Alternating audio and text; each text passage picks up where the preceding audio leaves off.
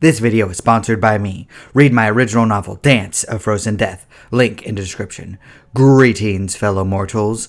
Recently, I got through reading this book. It's called Norwegian Wood. Written by Haruki Murakami, it's a story that explores depression, sexual liberation, and how connections between broken people can spiral out of control. Going into this experience, I expected something sad, but I was surprised by how much focus was placed on ending oneself. It kind of reminded me of Bojack Horseman in a lot of different ways, but this is a Japanese book, and that is a huge issue over there. Of course, this novel was written in 1987, so it's hard to get a good grasp over the culture from close to 40 years ago in another country across the world for me. Most of my knowledge from the 80s in Japan comes from Yakuza 0. But I doubt that really counts. I doubt there's that many gangster shirtless fights over there in Japan. Not to mention helping out people trying to be fake street punks, being a bodyguard for Michael Jackson, and teaching a dominatrix how to be better at her job. All of that is really in the game, by the way. Play Yakuza 0. It is fantastic. On the complete opposite end of the spectrum, this novel dwells in tragedy and how broken can be. Like I said, it's a lot like Bojack Horseman, and this novel takes a weird stance in matters of sex, and I have to say that just like with Bojack Horseman, I'm not that big of a fan of this book. Boo! Boo, Wendy! Boo! I'll get to the later seasons of Bojack Horseman later, but I was weirded out a lot by this book, and I mean a lot, especially when there were descriptions of a 13-year-old girl. It kind of felt like fake deep talk to me, but that could be a problem with translation. I could have related to the main character, but I didn't. He was indecisive and hurt every single woman in his life. I actually grew to hate him a little bit. I really didn't like the people around him either. Everything about the book made me feel sad, but not in a profound way, not in an empowering way, in a way that dwells in nihilism and sorrow. I didn't feel anything happy about it. Oddly enough for me, a lot of other people have though, and that's fine. I'm glad that people get something out of this piece of work, but I don't.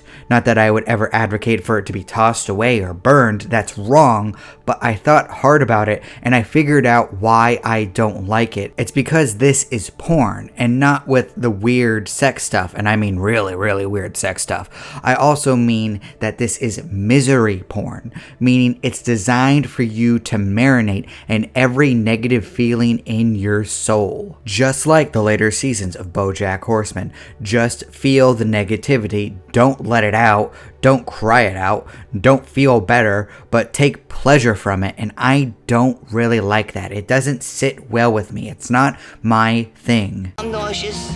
I'm nauseous. I'm nauseous. And all of this made me think about misery and sorrow in fiction and fantasy.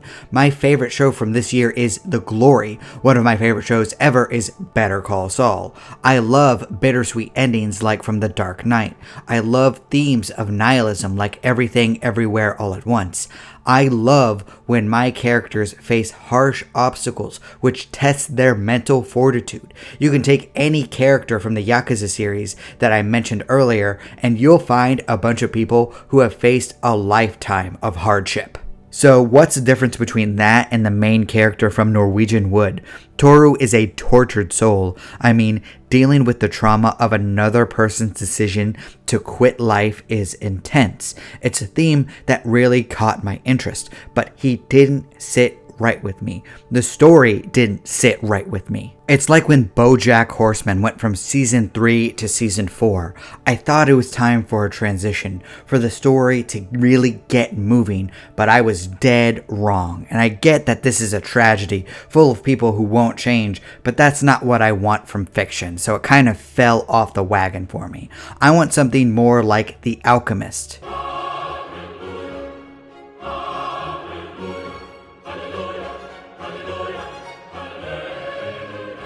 That's a book where the main character thinks about giving up on his goals and settling many different times, but he doesn't. He keeps going. He does suffer to the point that he's sure he's going to be killed multiple times, but there's a sense of hope in the novel. Not only that, there's a sense of control and empowerment you can feel in every page. I think that's the difference. I think there needs to be some sense of control and strength in the stories we tell each other. Just look at Better Call Saul, for example. Every single character, Saul, Kim, Nacho, Mike, Gus, they make decisions. They affect the world around them. At the same time, there are plenty of things that they can't control.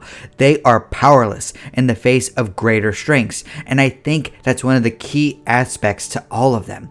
Throughout all of Better Call Saul or Breaking Bad, one thing is made clear. Every character has complete control over how they react and develop from the events around them. It's just unfortunate that they tend to make poor decisions to the point that they dig themselves into holes of misery. Walk out the door, you see someone that you know and they ask you how you are, and you just have to say that you're fine when you're not really fine, but you just can't get into it because they would never understand. Everything about the Breaking Bad universe is about making decisions and being held accountable for them, good or bad. But there is a sense of overall morality, of a power of justice that is waiting to punish those who do wrong, that these people would be rewarded if they just decided to be good. And that's the tragedy of the situation.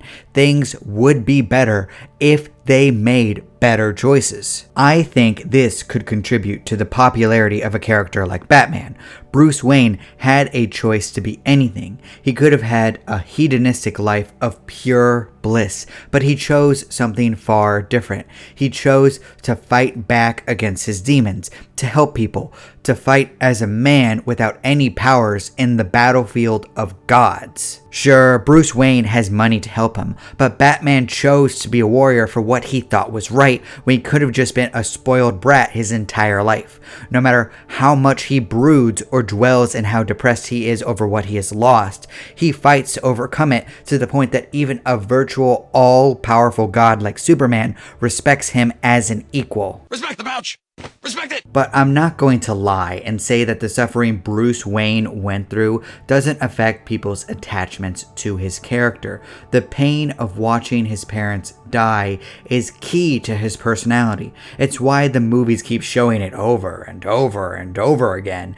And it's why some people have a problem with the MCU Spider-Man. Some viewers didn't feel that the movie showed Peter Parker suffering enough in his role. Tony Stark was there to help him, and that doesn't feel very Spider-Man-ish. Now, I do like Homecoming and Far From Home well enough, but there did feel like something was missing. Perhaps it's because they never showed Uncle Ben. I'm not sure, but it's something that came together in No Way Home. Suffering, but also a sense of hope and empowerment, that you can take your life in your own hands.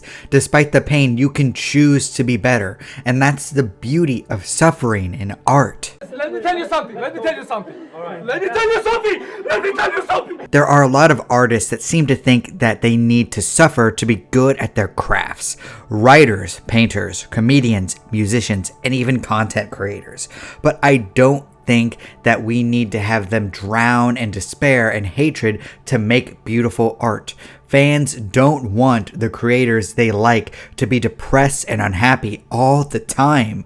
So the key isn't to be miserable throughout your life. It's to understand misery through empathy, because that's what writing is. That's what storytelling is. Stories share the human experience. Something like Better Call Saul resonates because we grow to feel for, understand, and love these flawed characters. We watch and wish that they would choose to be better people. When we observe others' pain, we feel for them. We can place ourselves in their role no matter what race, gender, or sexual orientation they are.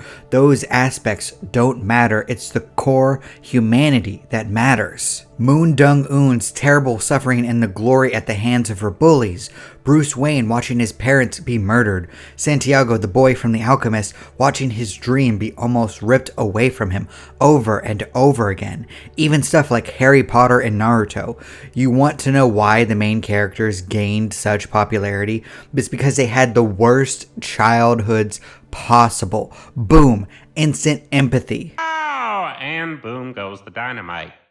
But the important factor in all of them is that there is a sense of power to overcome their terrible origin stories. Real life is full of awful circumstances. My home state just got hit by a natural disaster. Several people died, and many people lost their homes. It's awful, and I actually saw the worst in plenty of people when I went back that way to help others. It made me feel like I was reading Norwegian Wood or that I was watching the end of Bojack Horseman. I don't need this in my entertainment. For the love of God, give me at least a little bit of hope in a story, even if it is a tragedy, because things don't have to end perfectly in fiction for it to be hopeful and empowering. It doesn't have to be wrapped up in a bow like Everything Everywhere All at Once. Romeo and Juliet still has a good ending because it points out that holding onto grudges for generations is stupid, and also don't end yourself because something bad happens. Give it time. 5 more minutes, 1 more day, 1 more week. The thing that you thought seemingly broke you might seem like less of a problem in the rear view mirror. And if you're actually having this level of misery, don't marinate it in misery porn. Go to therapy, make human connections, force yourself to smile in the mirror, go hug a puppy. There are things you can do to help yourself. You can do it because you are the hero of your story. You can choose how your own character develops. 3 words for you. Treat yourself. Thank you so much for watching. If you like my takes on storytelling, please consider reading my original novel, Dance of Frozen Death, book 1 in the Written in Stone series, link in the description. And my second book, Above Heaven, will be released on May 1st, 2023. I hope that you will check them both out. I appreciate you. Do not despair.